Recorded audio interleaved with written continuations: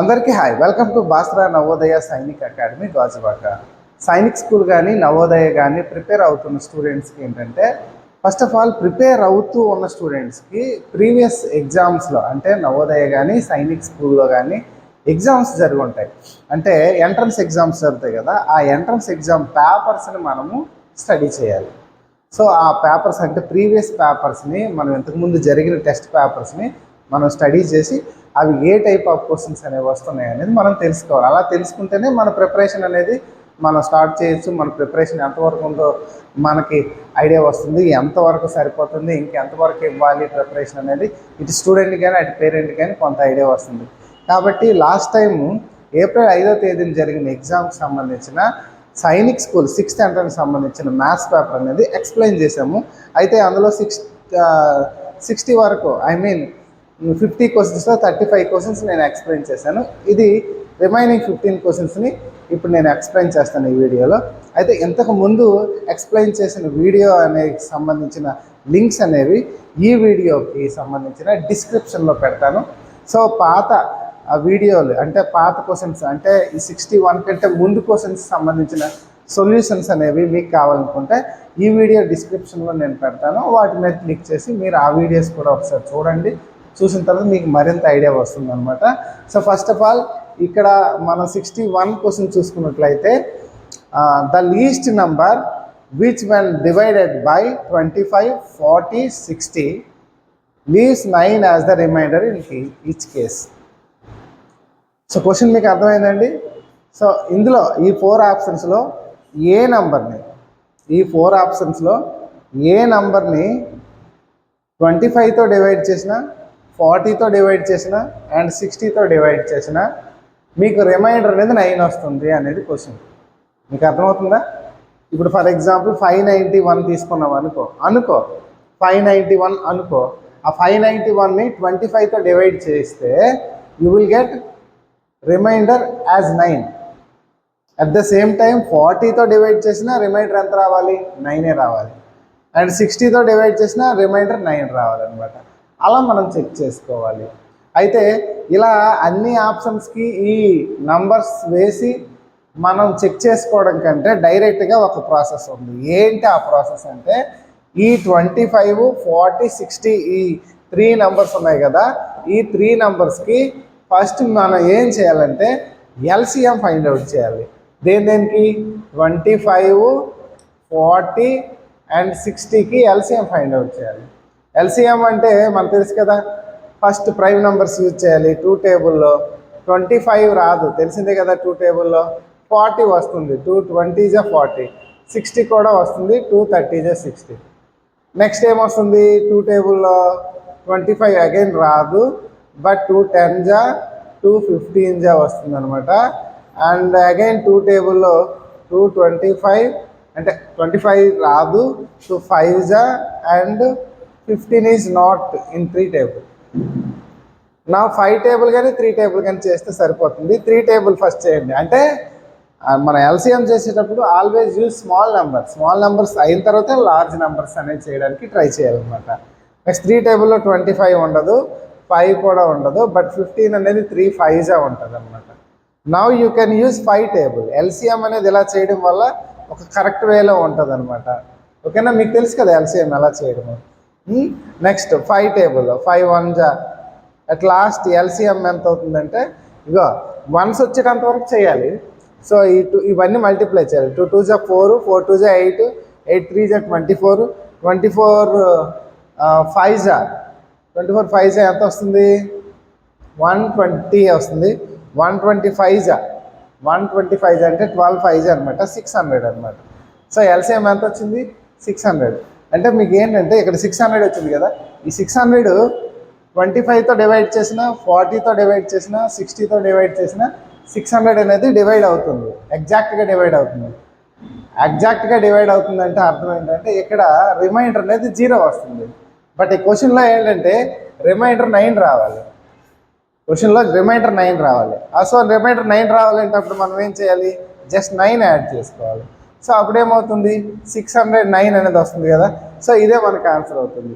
మీరు కావాలంటే చెక్ చేసుకోవచ్చు. ఎలా చెక్ చేసుకుంటారు? 600కి ఫస్ట్ 25తో డివైడ్ చేయండి. డివైడ్ చేస్తే ఫైనల్గా నీకు రిమైండర్ అనేది 9 వస్తుంది. అదే 600ని 40తో డివైడ్ చేయండి, 40తో. సో ఈ 3 నెంబర్స్తోనే డివైడ్ చేయాలి కదా, 40తో డివైడ్ చేయండి. అదే 600ని 60తో డివైడ్ చేయండి. So you will get 9 as remainder అనమాట. క్వశ్చన్స్ ఏమైనా రావచ్చు, బట్ ఇక్కడ రిమైండర్ అనేది 9 రావాలన్నమాట. అలాంటప్పుడు మనం ఏం చేయాలంటే ఇక్కడ ఇచ్చిన ఈ 3 క్వశ్చన్స్కి LCM ఫైండ్ అవుట్ చేసి, you have to find the LCM of the given 3 questions, 3 numbers.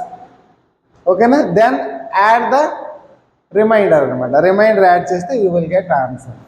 ఓకేనా? 609 అనేది ఆన్సర్ అవుతుంది. ఇక్కడ ఇది వేరే స్టూడెంట్స్ సంబంధించిన పేపర్. ఆ స్టూడెంట్ మేబీ ఎక్కడైనా పెట్టి ఉండొచ్చు ఆన్సర్స్. మీరు కన్ఫర్మ్ చేసుకోవద్దు. నేను ఏదైతే టిక్ పెడుతున్నానో అదే మీకు ఆన్సర్ అవుతుంది. ఓకేనా? This is the 61st one అనమాట.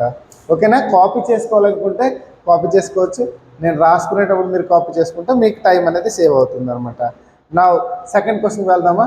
మీరు కాపీ చేసుకోకపోయినా బ్యాక్ వెళ్ళి ఒకసారి స్క్రీన్ షాట్ తీసుకోండి. స్క్రీన్ షాట్ తీసుకుంటే చాలా ఈజీ అనమాట. నెక్స్ట్ 62 క్వశ్చన్ అండి. 62 క్వశ్చన్ చూస్తే ఏంటి 62 క్వశ్చను అంటే కొంచెం డిఫరెంట్గా క్వశ్చన్ ఇచ్చాడనమాట. సో ఒక రకంగా స్టూడెంట్స్ తాలూకు నాలెడ్జ్ని బాగా చెక్ చేసాడని మనం చెప్పొచ్చు 62 క్వశ్చన్లో. ఏంటి 62 question? Read the given statements and choose the correct option. స్టేట్మెంట్స్ని చదివి అండ్ కరెక్ట్ ఆప్షన్ ఐడెంటిఫై చేయాలి. ఇక్కడ స్టేట్మెంట్స్ 2 ఇచ్చారు, స్టేట్మెంట్ 1 అండ్ స్టేట్మెంట్ 2. ఏంటా స్టేట్మెంట్స్ అని అంటే, a secant of a circle is a line segment having its end points on the circle. ఒక circle యొక్క సీకెంట్ అనేది అది లైన్ సెగ్మెంట్ అంట. దానికి 2 ఎండ్ పాయింట్స్ అనేవి సర్కిల్ మీద ఉంటాయి అని అంటున్నాడు. నేను మొత్తం చెప్తానండి, మీరు కన్ఫ్యూజ్ ఏమవద్దు. ఓకేనా? సెకండ్ స్టేట్మెంట్ ఏంటంటే, a chord is a line passing through the centre of the circle and intersecting the circle at 2 points.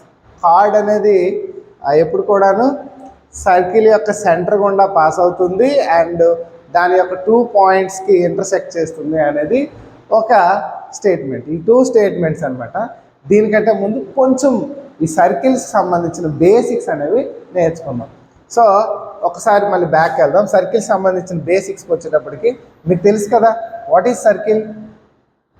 ఒక ఫిక్స్డ్ పాయింట్ నుంచి, from A fixed point if you draw A curved line with equal distance. So ఒక fixed point నుంచి ఒక equal డిస్టెన్స్లో 360 degrees యాంగిల్లో మనం ఒక line అనేది డ్రా చేస్తే, కర్వ్డ్ లైన్ డ్రా చేస్తే we can make a circle. So ఇది ఒక సర్కిల్ అనుకుంటే, ఈ సర్కిల్లో ఈ సెంటర్, ఈ ఫిక్స్డ్ పాయింట్ మనం ఏమంటాము? సెంటర్ అంటాం. ఓకేనా? ఈ ఫిక్స్డ్ పాయింట్ గుండా డ్రా చేసిన లైన్ని, దిస్ ఈజ్ ఏ లైన్, యాక్చువల్గా లైన్ అనరు, లైన్ సెగ్మెంట్ అంటారు. ఈ సెంటర్ పాయింట్ నుంచి డ్రా చేసిన ఈ లైన్ సెగ్మెంట్ని మనం డయామీటర్ అంటారు, డయామీటర్. ఓకేనా? సో దానికంటే ముందు లైన్ అంటే ఏంటి, లైన్ సెగ్మెంట్ అంటే ఏంటి తెలుసుకోవాలి. ఫస్ట్ అది క్లారిటీ ఇస్తాను చూడండి. What is line and what is line segment? What is line means, line అంటే కొన్ని పాయింట్స్ని జాయిన్ చేసే పాత్ని లైన్ అంటారు. Line is A path joining some points.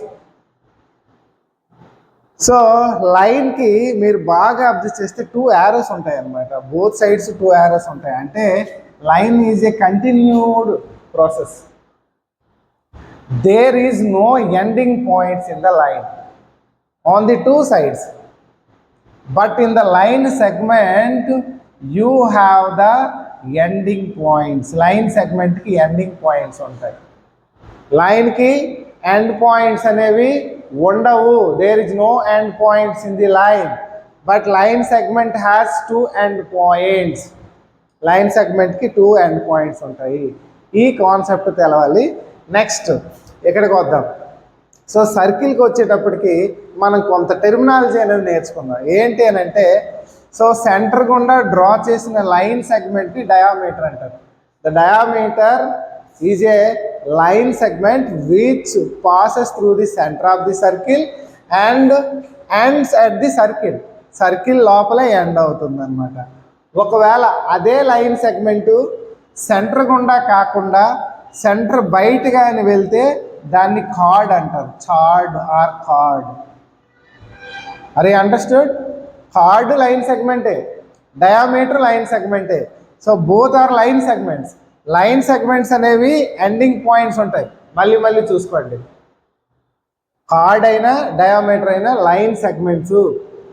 So centre గుండా పాస్ అయితే దాన్ని డయామీటర్ అంటారు, సెంటర్ గుండా పాస్ అవ్వని దాన్ని కార్డ్ అంటారు. మరి సెంటర్ గుండా పాస్ అయితే దాన్ని కార్డ్ అని అనొచ్చు, కానీ సెంటర్ గుండా పాస్ అవుతుంది కానీ దాన్ని డయామీటర్ అని అంటున్నాం. సో ఇది కూడా కార్డ్. సో లాంగెస్ట్ కార్డ్ అని కూడా అంటారు. Longest card is diameter. And ఇంకో 2 టెర్మినాలజీస్ ఉంటాయి. ఏంటి అని అంటే, if A line is passing through the circle and intersect at 2 points. ఒక లైన్ సర్కిల్ గుండా పాస్ అయ్యి 2 పాయింట్స్ దగ్గర ఇంటర్సెక్ట్ అయితే దాన్ని సీకెంట్ అంటారు. ఓకేనా? మీకు ఇప్పుడు అర్థమైపోతుంది అనుకుంటాను. సీకెంట్ అనేది ఏంటి? Line, not line segment. Secant అనేది ఏంటి? Line, not line segment. బాగా గుర్తుపెట్టుకోండి. ఓకేనా? ఇంకోటి ఉంది, అంటే 2 పాయింట్స్ దగ్గర ఇంటర్సెక్ట్ చేస్తే దాన్ని సీకెంట్ అంటారు. ఒకవేళ 1 పాయింట్ దగ్గర ఇంటర్సెక్ట్ చేసుకొని వెళ్ళింది అనుకోండి, అప్పుడు దాన్ని టాంజెంట్ అంటారు. టాంజెంట్. ఓకేనా? సో ఇది సర్కిల్ సంబంధించిన కొంత బేసిక్ ఇన్ఫర్మేషన్ అనమాట.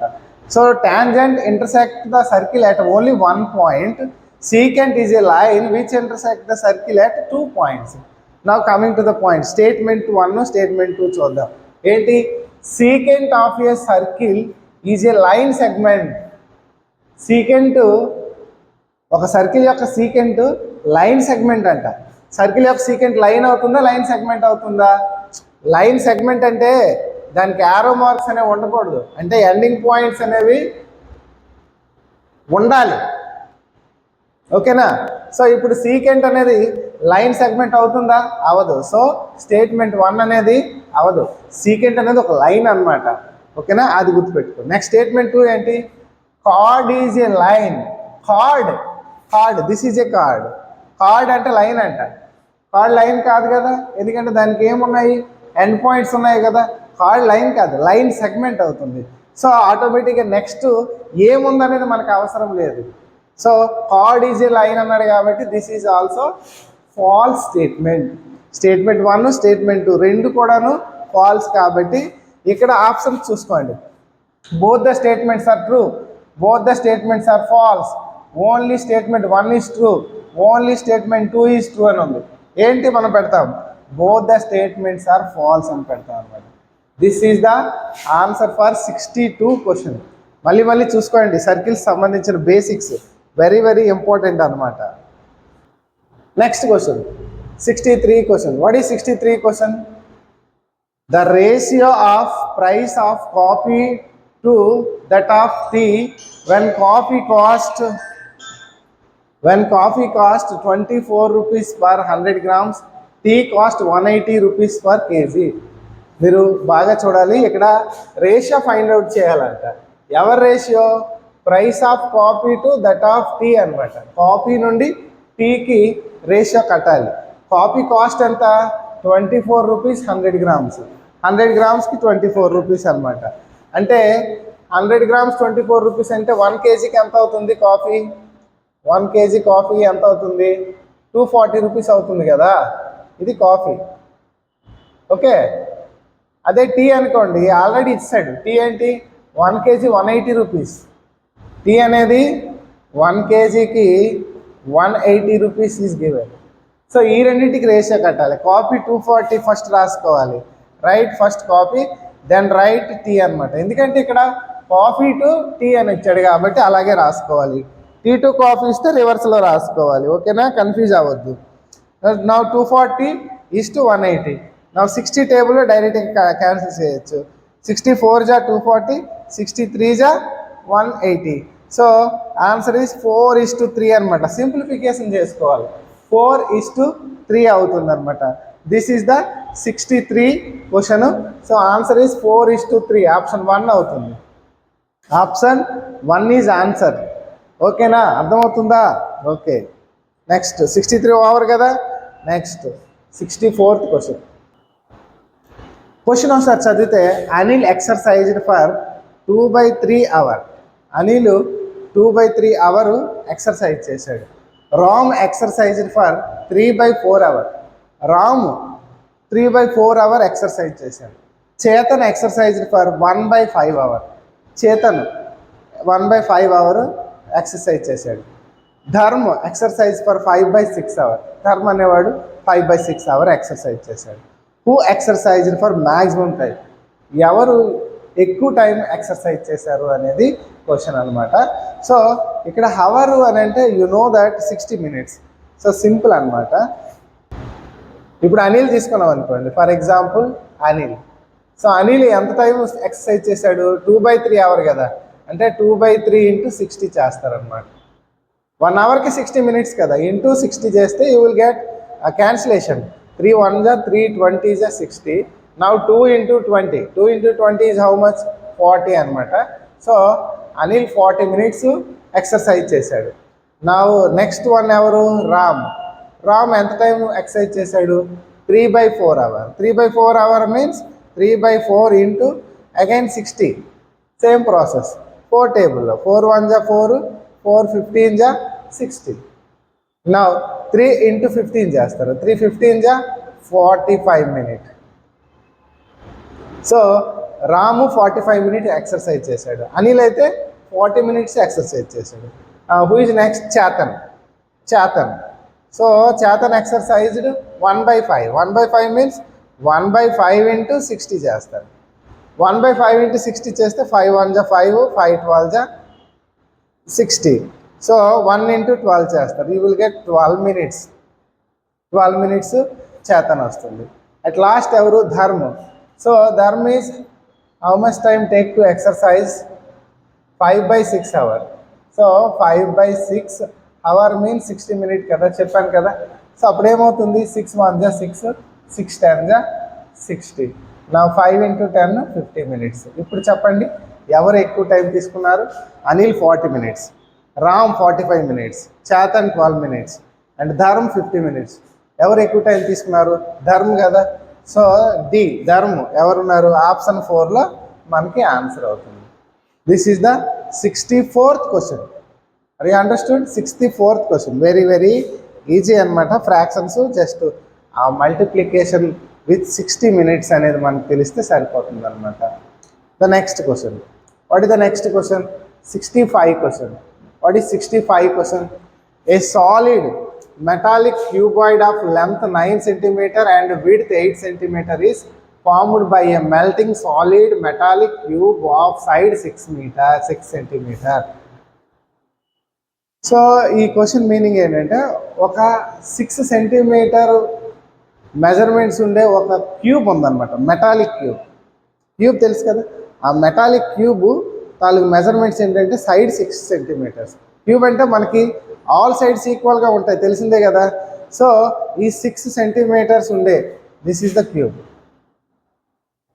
అనుకోండి. ఇది cube, this is a cube. So ఈ క్యూబ్ తాలూకు మెజర్మెంట్స్ 6 cm, అంటే లెంత్, బ్రెడ్త్, హైట్ అన్నీ 6 cm. ఇప్పుడు ఈ క్యూబ్ని మెల్ట్ చేశారు, అంటే కరిగించారనమాట. కరిగించి దాన్ని క్యూబాయిడ్గా మార్చారు. క్యూబాయిడ్గా మార్చారు. ఆ క్యూబాయిడ్ తాలూగా length 9 cm, breadth 8 cm. So దీన్ని కరిగించి క్యూబాయిడ్గా మార్చారు. క్యూబాయిడ్గా మార్చిన తర్వాత దాని లెంత్ ఏమో 9 cm వచ్చేటట్టు, బ్రెడ్త్ ఏమో 8 cm వచ్చేటట్టు, హైట్ ఎంత అనేది క్వశ్చన్ అడిగేవాడు. సో ఇప్పుడు మనం బాగా అబ్జర్వ్ చేస్తే ఇక్కడ క్యూబ్ని మెల్ట్ చేసి క్యూబాయిడ్ చేశారు, అంటే ఇక్కడ ఎక్స్ట్రా ఏమీ యాడ్ చేయలేదు. బాగా మైండ్లో పెట్టుకోండి. క్యూబ్ అయితే ఎంత అయితే ఉందో దాన్నే మెల్ట్ చేసి క్యూబాయిడ్గా మార్చారనమాట, అంటే కొంచెం సాగదీశారనమాట. అలా సాగదీసేటప్పుడు దాని హైట్ అనేది ఎంత వస్తుంది అనేది క్వశ్చన్ అనమాట. ఇక్కడ ఎలా చేయాలి ఈ క్వశ్చన్ అంటే, సో క్యూబ్ తాలూగా వాల్యూమ్ అనేది ఎంత అయితే ఉంటుందో క్యూబాయిడ్ వాల్యూమ్ కూడా అంతే వస్తుంది. ఇక్కడ క్వాంటిటీ మారదు, చెప్పాను కదా. కొత్తగా ఏమి యాడ్ చేయరు, కొత్తగా దీని నుండి ఏమి తీయరు. దీన్నే మెల్ట్ చేసేస్తారు, అంటే కరిగించి ఏం చేస్తారు? క్యూబాయిడ్గా మారుస్తారు. అంటే దీని వాల్యూమ్ ఎంత ఉంటుందో, క్యూబ్ వాల్యూమ్ ఎంత ఉంటుందో క్యూబాయిడ్ వాల్యూమ్ కూడా అంతే ఉంటుంది. నార్మల్గా క్యూబ్ వాల్యూమ్ ఫార్ములా ఏంటి? Side into side into side అనమాట, లేదా సైడ్ క్యూబ్ అంటారు. క్యూబాయిడ్ వాల్యూ ఫార్ములా ఏంటి? L into B into H. ఓకేనా? సో ఈ రెండు కూడా ఈక్వల్ చేయాలి. సైడ్ అంటే ఇక్కడ ఎంత 6 కదా, 6 క్యూబ్ అంటే 6 ఇంటూ 6 ఇంటూ 6 చేయాలి. ఓకేనా? నా L into B into H means L value 9, B value 8, H value would ఉంటున్నా, అదే మనం ఫైండ్ అవుట్ చేయాలి కదా. సో అప్పుడు మనం ఎలా ఫైండ్ అవుట్ చేస్తాము? ఈ 6 into 6 into 6 by 9 into 8 equal to H అని రాయచ్చా? అంటే ఈ 9 ఇంటూ 8ని లెఫ్ట్ సైడ్ మూవ్ చేస్తే బై చేశాను అనమాట. ఇప్పుడు క్యాన్సిలేషన్ చేసుకోవచ్చు. ఎలా అంటే 2 3 జా 6, 2 4 జా 8, 2 3 జా ఈ 6 చూడాలి, అండ్ 2 2 జా 4. మళ్ళీ బాగా చూడండి, 2 3 జా 6, 2 1 జా 2. ఇకపోతే 9 క్యాన్సిల్ చేస్తాం. 3 1 జా 3, 3 3 జా 9, 3 1 జా 3, 3 1 జా 3. సో ఓన్లీ ఒక 3 మిగిలిందనమాట. సో 3 ఈక్వల్ టు హెచ్ అనమాట. హైట్ ఎంత వస్తుందంటే 3 సెంటీమీటర్స్ వస్తుంది. ఇక్కడ కాన్సెప్ట్ అనేది వెరీ వెరీ ఇంపార్టెంట్. ఓకేనా? వాల్యూమ్స్, క్యూబ్స్ వాల్యూమ్స్లో ఈ కాన్సెప్ట్ అనేది చాలా చాలా ఇంపార్టెంట్. ఎందుకంటే ఇక్కడ షేప్ అనేది మారింది కానీ సైజు మారలేదు. అది మైండ్లో ఉంటే స్టూడెంట్ ఈజీగా చేయగలుగుతారు. షేప్ మారింది కానీ సైజు మారలేదు అనమాట. This is the 65 question. ఓకేనా? Next 66 question. What is 66 question? Screen మీద కనబడుతుంది కదా, చూడండి. 66 క్వశ్చన్ ఏంటి అంటే total how many 5 digit numbers are there? 5 digit numbers అనేవి ఎన్ని ఉన్నాయి అని అడుగుతున్నాను క్వశ్చన్. 5 డిజిట్ నెంబర్స్ అంటే ఎవరు? ఒకసారి 5 డిజిట్ నెంబర్స్ చూద్దాం. 5 డిజిట్ నెంబర్స్ మీకు తెలుసు కదా. 1 డిజిట్ నెంబర్స్ 1 2 3 4 5 6 8 9 వరకు 1 డిజిట్ నెంబర్స్. 2 డిజిట్ నెంబర్స్ ఎక్కడి నుంచి స్టార్ట్ అవుతాయి? 10 11 నుంచి స్టార్ట్ అవుతూ 99తో క్లోజ్ అవుతాయి. 3 డిజిట్ నెంబర్స్ ఎక్కడి నుంచి స్టార్ట్ అవుతాయి? 100, 101, 102 అలాగా 999 వరకు ఉంటాయి. 4 డిజిట్ నెంబర్స్ ఎక్కడి నుంచి ఉంటాయి? 1000, 1001, 1002 అప్ టు 9999. అలాగే 5 డిజిట్ నెంబర్స్ అనేవి చూసుకున్నట్లయితే 10,000 అండి. This is the 5 digit number, smallest one అనమాట. నెక్స్ట్ నెంబర్ ఏంటి? 10,001. నెక్స్ట్ నెంబరు 10,002 అప్ టు అలాగా 9,999 వరకు ఉంటాయి ఈ నెంబర్స్. సో ఈ నంబర్స్ అన్నీ అసలు ఎన్ని నంబర్స్ ఉంటాయి అనేది క్వశ్చన్ అనమాట. సో ఈ నంబర్స్ అన్నీ ఎన్ని నంబర్స్ ఉంటాయంటే మీరు బాగా చూస్తే ఈ 9,000 టోటల్గా ఎన్ని నెంబర్స్ అండి ఇవి? 99,999 వరకు ఉన్నాయి కదా.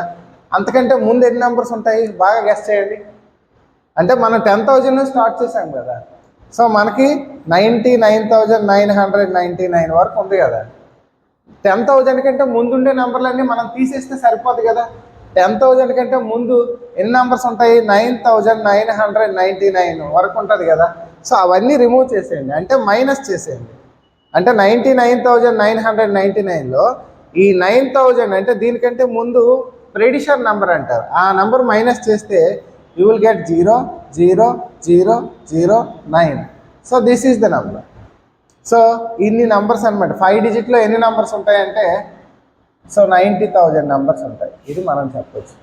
మీరు 5 డిజిట్కే కాదు 4 డిజిట్ కూడా సేమ్ ఇదే ప్రాసెస్ అప్లై చేయొచ్చు. 3 డిజిట్కి ఇదే ప్రాసెస్ అప్లై చేయొచ్చు. యాక్చువల్గా మీకు చెప్పాల్సింది ఏంటంటే 5 డిజిట్కి 90,000 కదా, 4 డిజిట్కి 9,000 వస్తుంది. మీరు ఇదే ప్రాసెస్లో చేస్తే 3 డిజిట్కి 900 వస్తుంది, 2 డిజిట్కి 90 వస్తుంది, 1 డిజిట్కి 9 నెంబర్స్ వస్తాయి. 9 నెంబర్స్ ఉంటాయి కదా 1 డిజిట్లో నంబర్స్. ఓకేనా? ఇది 66 question. This is the 67th question. What is 67th question? A number return in Roman numerals LXXIX X minus XXXIX is equal to అని అడిగాడు. సో రోమన్ న్యూమరల్స్లో మనకి ఒక మైనస్ ఆపరేషన్ అనేది ఇక్కడ జరిగింది. రోమన్ న్యూమరల్స్ మనం ఒకసారి చూసుకున్నట్లయితే LXXIX అని ఉంది కదా, దీని వాల్యూ ఎంత మీకు తెలిసిందే కదా. L value is how much? 50 కదా. So LXXIX L value 50 plus 10 IX value 9 అనమాట. తెలిసిందే కదా మీకు. మళ్ళీ ఒకసారి రోమన్ న్యూమరల్స్ సంబంధించిన వీడియో ఒకటి ఉంది, ఆల్రెడీ చూడండి. సో అప్పుడు టోటల్ ఎంత అవుతుంది? 79 అవుతుంది. అలాగే ఈ వాల్యూ చూడండి, XXX IX 10 10 10 30, IX 9, 30 + 9 is how much 39. So 79లో 39 అనేది మైనస్ చేయాలి. మీకు అర్థమైందా? LXX IX value 79, XXX IX value 39. Both are has to subtract 0 4 40 వచ్చింది. సో 40 అనేది రోమన్ న్యూమరల్స్లో ఎలా చెప్తాము? 50 - 10 కదా. సో 50 ఈజ్ ఎల్, 10 మైనస్ చేయాలి. సో XL అవుతుంది అన్నమాట. So XL is the answer. Second one is answer అవుతుంది ఈ క్వశ్చన్. ఓకేనా? అర్థమవుతుందా? This is the 67th question. Now 68th question చూద్దాం.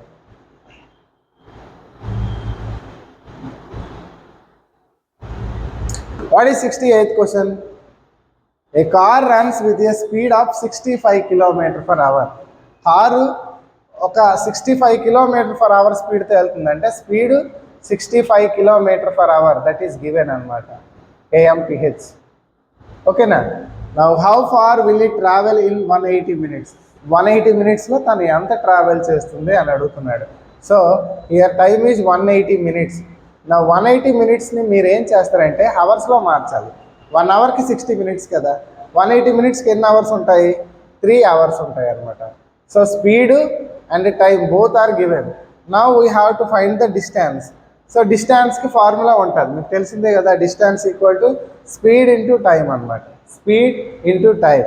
ఓకేనా? Speed value is 65 and time value is 3. 65 × 3 and 195 kilometers. అంటే 3 అవర్స్కి 195 kilometers ట్రావెల్ చేస్తుంది. So option 4 is right answer. Option 4 is right answer. Next question కూడా చూసేద్దాం. 69th question. ఇదే screen మీద చూడొచ్చు అనమాట. ఏంటి 69th question? Which of the following is the correct representation of 446 in Roman numerals? Roman న్యూమరల్స్లో 446ని ఎలా రిప్రజెంట్ చేస్తామని అంటున్నాడు. సో 446 అంటే బాగా చూసుకోండి. 446ని ముందు మనం ఎంత అంటే 500లో 100 మైనస్ చేస్తే 400 వస్తుంది. ఓకేనా? 40 ఎలా వస్తుంది? 50లో 10 మైనస్ చేయాలి. 6 ఎలా వస్తుంది? 5కి 1 యాడ్ చేయాలి. మీకు అర్థమవుతుందా? 500 - 10 చేస్తే 400. సో మైనస్ వచ్చింది కాబట్టి 500ని దేంతో ఇండికేట్ చేస్తారు? 500ని డీతో ఇండికేట్ చేస్తారు. సో డీకి 100 మైనస్ చేయాలి కాబట్టి ముందు తీయాలన్నమాట. అంటే బిఫోర్ అనేది పెట్టాల్సి ఉంటుంది, లెఫ్ట్ సైడ్ పెట్టాలన్నమాట. సో లెఫ్ట్ సైడ్ 100 పోయిందనమాట. అంటే దిస్ ఈజ్ 400 సింబల్. ఇంకా 40 సింబల్కి వచ్చేటప్పటికి ఎలా చేస్తాము? ఆల్రెడీ తెలిసిందే కదా, XL. అంటే 50లో 10 మైనస్ చేస్తే XL వస్తుంది. 6 ఎలా వస్తుంది? V + I కదా, VI అవుతుంది. ఇప్పుడు ఇవన్నీ ఒకే దగ్గర వేయండి. CDXLVI అనమాట. CDXLVI చూడండి ఎక్కడ వరకు ఉంది? CDXLVI. Option 3, sorry option 4. Option 4 అనేది CDXLVI అవుతుంది. ఆప్షన్ 3 కన్ఫ్యూజ్, DC అని వచ్చింది అనమాట. ఓకేనా? So option 4 is right answer అవుతుంది అనమాట. This is 69th question. 70th question చూస్తే this is very simple question అని చెప్పొచ్చండి. ఎలా అంటే Sunita reads 5/7 part of the book in 5 hours. అంటే 5 అవర్స్లో 5/7 పార్ట్ని రీడ్ చేశారు. The part of the book she will read in 2 hours. 2 అవర్స్లో ఎంత పార్ట్ని రీడ్ చేస్తుంది అని అన్నాడు. 5 అవర్స్లో 5/7 కదండి. 2 అవర్స్లో ఎంత అవుతుంది? 2/7 అవుతుందా అవదా? వెరీ వెరీ సింపుల్ కదా. సో డైరెక్ట్గా 2/7 అనేది మనం దీనికి పెట్టచ్చు అనమాట. ఏంటి 70th క్వశ్చన్. మీరు నార్మల్గా ఆలోచించండి. 5 అవర్స్లో 5/7 పార్ట్ చదివితే 2 అవర్స్లో 2/7 పార్ట్ అనేది చదువుతుంది. This is the answer for 70th question. 2/7 నేను మార్కింగ్ చేయట్లేదు, బాగా చూడండి. 2/7. ఓకేనా? Next 71st question. What is 71st question? The value of 32 + 16 / 4 - 2 × 3 is dash. This is from simplification chapter. Simplification చాప్టర్లో 32 plus 16 divided by 4 minus 2 into 3 వచ్చేటప్పుడు you can use BODMAS rule. BODMAS rule. ఏ rule? BODMAS rule. So బార్డ్మాస్ rule use చేయాలంటే ఇక్కడ bracket of అనేది లేదు, but division is there. So first division చేయాలి. BODMAS rule మనకు తెలుసు కదా, డివిజన్ అనేది మనం ఫస్ట్ చేయాలి. ఎవరి డివిజను? 16 డివైడెడ్ బై 4 చేయాలి. 32 plus 16 divided by 4 minus 2 into 3, that is the question కదా. ఫస్ట్ 16 డివైడెడ్ బై 4 చేయాలి. అప్పుడు ఏమవుతుంది? 32 plus 16 divided by 4 value is how much? 4 అవుతుంది. మైనస్ 2 ఇంటూ 3 అవుతుంది. నెక్స్ట్ ఏం చేయాలి? మల్టిప్లికేషన్ చేయాలి. ఎందుకంటే ప్లస్ మైనస్ ఇంటూ ఉండేటప్పుడు you have to do multiplication at first అనమాట. అప్పుడు ఏమవుతుంది? 32 ప్లస్ 4 మైనస్ 2 3 ఈజ్ 6 అవుతుంది అనమాట. నెక్స్ట్ ఎడిషన్ చేయాలి. ఎవరెవరికి ఎడిషను? 32కి 4కి యాడ్ చేయాలి, పాజిటివ్ నెంబర్స్. ఏమవుతుంది? 36 మైనస్ 6 అవుతుంది. 36 మైనస్ 6 ఈజ్ హౌ మచ్? 30 అవుతుంది అనమాట. That is 70th question. Option 4లో ఉంది. Sorry, 71st question. 71st question అనేది ఏమవుతుంది? ఆప్షన్ 4లో వస్తుంది అనమాట. ఓకేనా? Next 72 question. The decimal form of sum of 2/5 and 7/8. 2/5కి 7/8కి డెసిమల్ ఫార్మ్ కట్టాలి.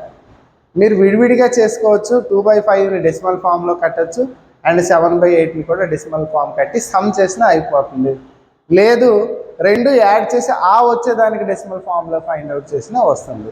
ఫర్ ఎగ్జాంపుల్ నేను 2/5 తీసుకున్నాం అనుకోండి. 2/5. సో 2 ఈజ్ డివైడ్ విత్ 5 అనమాట. 5 టేబుల్తో డివైడ్ చేయాలి. సో ఇక్కడ 0 పాయింట్ ప్లేస్ చేసి ఇక్కడ 0 వేసుకుంటే సరిపోతుంది. 20 ఇట్ బికమ్స్. సో 5 4 జా 20 అనమాట. So you got 0 as remainder. So this is the 2/5 value. ఆ తర్వాత ఏం చేయాలి? 7/8 చేయాలి. అంటే 7ని 8తో డివైడ్ చేయాలి. సో అగైన్ సేమ్ 0 పాయింట్ పెట్టి ఇక్కడ 0 చేయాలి. 70 అవుతుంది. 8 టేబుల్లో 8 8 జా 64. You got 6. పాయింట్ ఆల్రెడీ ఉంది కాబట్టి యూ కెన్ కీప్ 0. నా ఏమవుతుంది? 8 7 జా 56 అవుతుంది. ఆ తర్వాత ఏం చేయాలి? 4 వస్తుంది కదా, 0 వేసుకొని 8 5 జా 40. సో ఈ 2 వాల్యూస్ యాడ్ చేయండి. 0.4 0.4 0.875 యాడ్ చేయాలి. యాడింగ్ తెలుసు కదా. ఇక్కడ 4 అంటే పాయింట్ స్ట్రైట్గా పాయింట్ ఉండేటట్టు చూసుకోవాలి. ఓకేనా? 10th place. నా 5 7 12 1.1 అనమాట. సో 1.275 రావాలి. 1.275 వచ్చిందా? థర్డ్ ఆప్షన్లో ఉంది 1.275. This is very easiest question అనమాట. ఓకేనా? నా 73 క్వశ్చన్ చూద్దామా? అర్థమైందా మీకు? What is the question? Decimal form చేయాలి. ఎవరికి? 2/5కి అండ్ 7/8కి చేసి సమ్ చేయాలి. సమ్ మీన్స్ ప్లస్ కదా. 2/5 వాల్యూ 0.4 వచ్చింది, 7/8 వాల్యూ 0.875 వచ్చింది. ఆ 2 వాల్యూస్ని యాడ్ చేస్తే we will get answer. Next 73 question. What is 73 question? 50 chairs and 30 black boards were purchased for a school. ఒక స్కూల్ కోసము పర్చేజ్ చేశారు, అంటే కొన్నారు. ఏంటి? 50 చైర్స్ని 30 బ్లాక్ బోర్డ్స్ని కొన్నారనమాట. ఓకేనా? If each chair cost 1065 and each black board cost 1645, then total amount of the bill. So ఇప్పుడు 50 చైర్స్ కొన్నారు, ఒక్కో చైరు 1065 రూపీస్ లెక్క కొన్నారు. అలాగే 30 బ్లాక్ బోర్డ్స్ కొన్నారు, ఈచ్ వన్ ఏమో 1645 లెక్క కొన్నారు. టోటల్ బిల్ అడిగారు. మనం ఏం చేయొచ్చు? మల్టిప్లై చేసి యాడ్ చేయాలి. సో ఫస్ట్ 50తో మల్టిప్లై చేయాలి. అలాగా 0 వేసుకుంటారు. 5తో మల్టిప్లై చేస్తే చాలు. ఎందుకంటే 50తో అన్నప్పుడు ఫస్ట్ 0 వేసుకొని 5 5 జా 25, 5 6 జా 30 ప్లస్ 2 32, 5 0 జా 0 3, 5 1 జా 5 అనమాట. ఓకేనా? అలాగే 30తో 1645 చేయండి. First add 0. నా 3 టేబుల్ 3 5 జా 15, 1 ఉంటుంది. 3 4 జా 12, 13 అవుతుంది, 1 ఉంటుంది. 3 6 జా 18, 19 అవుతుంది, 1 ఉంటుంది, 3 1 జా 3 4 అవుతుంది. So now add these two values. ఏంటి? 53,250, 49,350. సో క్యాలిక్యులేషన్ చేసేటప్పుడు ఓవర్లుక్లో రాంగ్స్ చేస్తారు ఎవరైనా, చెక్ చేసుకోండి. ఈవెన్ నేనైనా రాంగ్ చేస్తే చెప్పండి నాకు. 0 0 1 6 12 1 10. It means 1,02,000, 1,02,600, 1,02,600. I mean option 1 అనమాట. ఆప్షన్ 1లో ఉంది. ఓకేనా? నెక్స్ట్ వన్ చేద్దామా? అర్థమైంది కదా? Very easiest process. Next question చూస్తే 74th question. What is the 74th question? ఒకసారి 74th క్వశ్చన్ ఏంటంటే, ఇక్కడ నేను బోర్డు మీద రాస్తున్నాను చూడండి. ఏమైనా రాంగ్ రాసి చెప్పండి. 3 - 4/5 plus question mark -7/15 equal to 2 and 2/5 ఇచ్చాడు. అయితే నేను 2 and 2/5 మిక్స్డ్ ఫ్రాక్షన్ని ఇంప్రాపర్లో మార్చుకుంటాను. ఎలాగా? 5 2 10, 10 + 2 12 అనమాట. 12/5గా రాసుకుంటాను. ఇప్పుడు నేను సింపుల్గా అవడం కోసమని మీరు బాగా అబ్జర్వ్ చేస్తే ఈ క్వశ్చన్ మార్క్ ఉంది కదా, ఈ క్వశ్చన్ మార్క్ లెఫ్ట్ సైడ్ ఉంది కదా, ఆ క్వశ్చన్ మార్క్ ఒక్కదాన్నే లెఫ్ట్ సైడ్ ఉంచి రిమైనింగ్ నంబర్స్ ఫ్రాక్షన్స్ అన్నిటిని రైట్ సైడ్ అంటే 12/5 సైడ్ నేను పంపిస్తాను అనమాట. ఒక్కసారి చూడండి. క్వశ్చన్ మార్క్ ఈక్వల్ టు 12/5 -4/5 ఉంది కదా, అది ప్లస్గా చేసుకోండి. +4/5 అటు మూవ్ అయితే ప్లస్. -7/15 ఉంది కదా, దట్ ఈస్ +7/15 అండ్ +3 బికమ్స్ -3. ఇది ప్లస్గా తీసుకోవాలి. సో దాని ముందు ఏమీ లేదంటే ప్లస్గా తీసుకోవాలి. నా మీకు ఫ్రాక్షన్స్లో ఎల్సిఎం ప్రాసెస్ అనేది తెలుసు కదా. ఏంటి? 5కి 5కి 15కి ఇక్కడ బైలో 1కి తీసుకోవాలన్నమాట. ఎల్సిఎం ఫైండ్ అవుట్ చేస్తే 15 వస్తుంది, తెలిసిందే కదా. ఆ 15ని ఫస్ట్ ఎల్సిఎం ఏదైతే 15 వచ్చిందో ఆ 15 ఫస్ట్ 5తో డివైడ్ చేస్తారు. డివైడ్ చేస్తే 3 వస్తుంది. 5 3 జా కదా, 3 × 12 చేయాలి. 3 12 జా హౌ మచ్? 36. నా 36 రాసి ప్లస్ సైన్ వేయాలి. అగైన్ 5తో డివైడ్ చేస్తే 3 వస్తుంది 15ని. 3 × 4 చేస్తే 12 ప్లస్. అగైన్ 15తో డివైడ్ చేస్తే 1 వస్తుంది. 1 × 7 7. నా కీప్ మైనస్. అగైన్ 15 1తో డివైడ్ చేస్తే 15 వస్తుంది. 15 3 జా 45 వస్తుంది. ఇప్పుడు చెప్పండి మీరు. క్వశ్చన్ మార్క్ ఈక్వల్ టు 36 + 12 48, 48 + 7 55, 55 - 45 అంటే 10, 10/15 అనమాట. 10/15 ఇక్కడ ఆన్సర్లో ఉందా? లేదు. సో సింప్లిఫై చేయొచ్చు. 5 టేబుల్ 5 2 జా 5 3 జా అంటే క్వశ్చన్ మార్క్ ఈక్వల్ టు 2/3 అవుతుంది. మీకు అర్థమవుతుందా? నేను అలా చెప్పుకుంటూ పోతున్నాను. మీకు అర్థమైతే నో ప్రాబ్లం. అర్థం కాకపోతే ఒకసారి మళ్ళీ బ్యాక్కి వెళ్ళి చూడండి. ఇంకా నేను బెస్ట్ ఇవ్వడానికి నేను ట్రై చేస్తాను అనమాట. 2/3 ఈజ్ ద ఆన్సర్ అనమాట. ఓకేనా? This is the 74th question. Last question. మీరు దీన్ని స్క్రీన్ షాట్ తీసుకోండి. స్క్రీన్ షాట్ తీసుకొని నెక్స్ట్ కాపీ చేసుకుంటే బెస్ట్ అనమాట. క్వశ్చన్స్ని బాగా ప్రాక్టీస్ చేయాలండి. బాగా ప్రాక్టీస్ చేస్తేనే అవుతుంది. దీని విషయంలో పేరెంట్స్ ఆ స్టూడెంట్స్ని ఎంకరేజ్ చేయాలన్నమాట. లేకపోతే నెక్స్ట్ 75th క్వశ్చన్ ఏంటి? 1 angle of a triangle is half of A right angle triangle. ఒక ట్రయాంగిల్ అంటే మనకు తెలుసు కదా, 3 సైడ్స్ ఉండేదాన్ని ట్రయాంగిల్ అంటారు. అండ్ ఆ ట్రయాంగిల్లో 3 యాంగిల్స్ కూడా ఉంటాయి. ఆ 3 యాంగిల్స్ బట్టి కూడాను మనం ఆ ట్రయాంగిల్కి నేమ్స్ ఉంటాయి. ఓకేనా? Right angle triangle, acute angle triangle, అబ్ట్యూజ్ angle triangle అని నేమ్స్ ఉంటాయి అన్నమాట.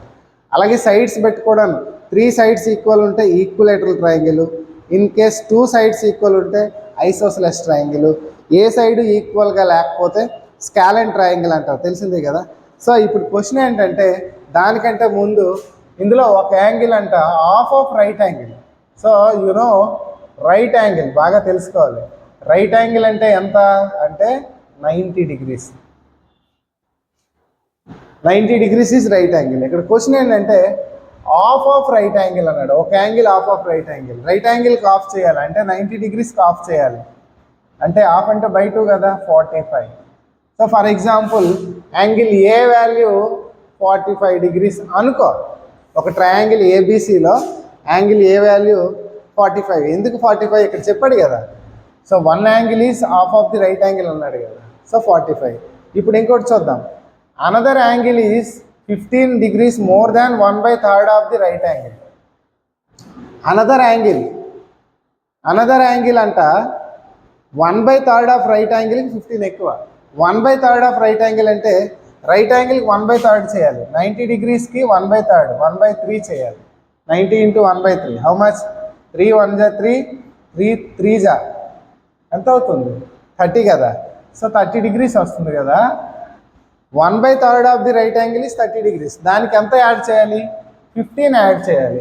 అంటే యాంగిల్ బి ఏమో 30కి 15 యాడ్ చేయాలి. కన్ఫ్యూజ్ అవ్వద్దు. So another angle is 15 degrees more than 1/3 of the right angle. కాబట్టి 1/3 of the right angle 30 plus 15 చేయాలి. అంటే అగైన్ 45 degrees వచ్చింది. So angle A 45, angle B 45.